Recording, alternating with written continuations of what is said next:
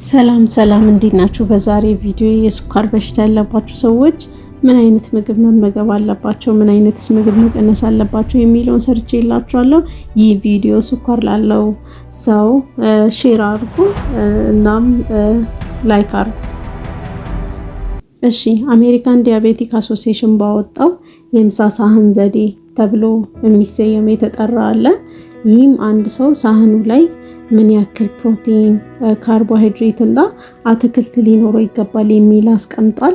አንድ ሁለተኛው ሳህኑ ላይ ሊኖር የሚገባው አትክልት ነው። እንደ ምሳሌ ጎመን፣ ብሮኮሊ፣ ስፒናች እነዚህ ናቸው።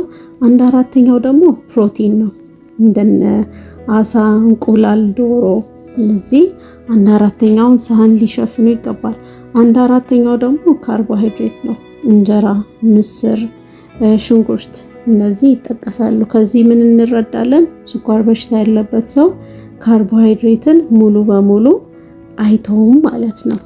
ለዛ ስኳር በሽታ ያለበት ሰው ምን አይነት ምግብን ነው መቀነስ ያለበት የሚለውን ደግሞ እኔ ስኳር በሽታ ያለበት ሰው መቀነስ ያለበት ነገር ዳቦ፣ ከስንዴ የተሰራ ከነጭ ስንዴ የተሰራ ዳቦ፣ ሩዝ፣ ነጭ ሩዝ፣ ፓስታ፣ ይሄን ፓስታ ደግሞ ከነጭ ስንዴ የተሰራ መሆን አለበት። ስኳር፣ ኬክ፣ ብስኩት እና ማንኛውም ጣፋጭ መጠጦች ስፔሻሊ ፋብሪካ ውስጥ ተሰርቶ የሚወጡ ከአትክልትሳ ስኳር በሽታ ያለበት ሰው ምን ምግብ መቀነስ አለበት የሚለውን እኔ ድንች፣ ስኳር ድንች፣ በቆሎ እነዚህ መቀነስ አለበት። ምክንያቱም ስታርች ኮንቴንቱ በጣም ሃይ ስለሆነ ማለት ነው። የትኞቹ አትክልቶች ናቸው ለስኳር በሽታ ያለባቸው ሰዎች ሪኮመንድ የሚደረጉት የሚለውን ስናይ ጎመን፣ ብሮኮሊ፣ አበባ ጎመን፣ አረንጓዴ ባቄላ፣ ካሮት እነዚህ የሚመከሩ ናቸው። ምክንያቱም ስኳር ኮንቴንታቸው ትንሽ ነው፣ ቫይታሚን እና ፋይበር አላቸው።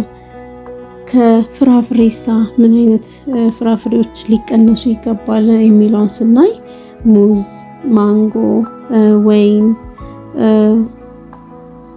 ሀባብ፣ ፓፓያ እነዚህ መቀነስ አለባቸው። ምክንያቱም ሃይ ፍሩክቶስ ስላላቸው ማለት ነው።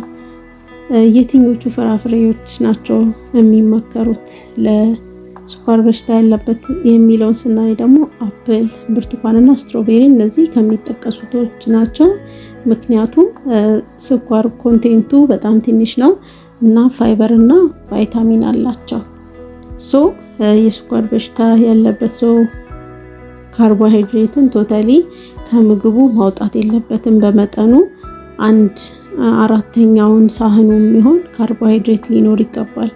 ይህ እንዳለ ሆኖ አመጋገቡን ካስተካከለ በኋላ ስፖርት ወይ ደግሞ አካል ብቃት እንቅስቃሴ ማድረግ አለበት።